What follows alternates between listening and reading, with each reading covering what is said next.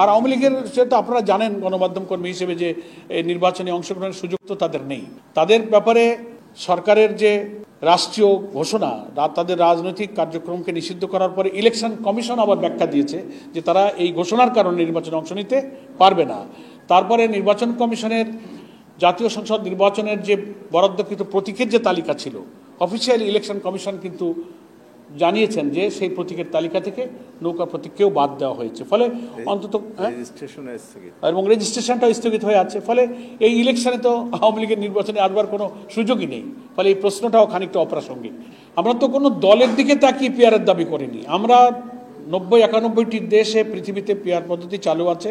কালো টাকা, পেশি শক্তি, প্রত্যেকটি ভোটারের মূল্যায়ন, একটা কোয়ালিটি পার্লামেন্ট এবং সকলের অংশীদারিত্বের ভিত্তিতে একটা চমৎকার সংসদ তৈরি হবে। এর যুক্তি ব্যাখ্যা আমরা বিভিন্ন সময় দিয়েছি।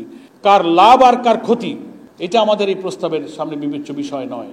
জনগণের প্রতিনিধিত্ব, ভোটারদের প্রত্যেকটি ভোটের মূল্যায়ন, নির্বাচন ফেয়ার হওয়া এবং পার্লামেন্টে একটা কোয়ালিটি এবং রিচ পার্লামেন্ট হওয়ার এই প্রয়োজনটা আধুনিক গণতান্ত্রিক বিশ্বে এইগুলো তারা প্রয়োগ করে দেখেছে। আমরা সেটা এখানে দাবি করেছি। মুভমেন্টটা তো পার্ট অফ পলিটিক্স, এটা তো থাকবেই, সব সময় হয়েছে। একটা দাবির জন্য তো আন্দোলন হতেই পারে। সেই আন্দোলনটা কনস্ট্রাকটিভ, সেই আন্দোলনটা আলোচনায় নিষ্পত্তি হতে পারে।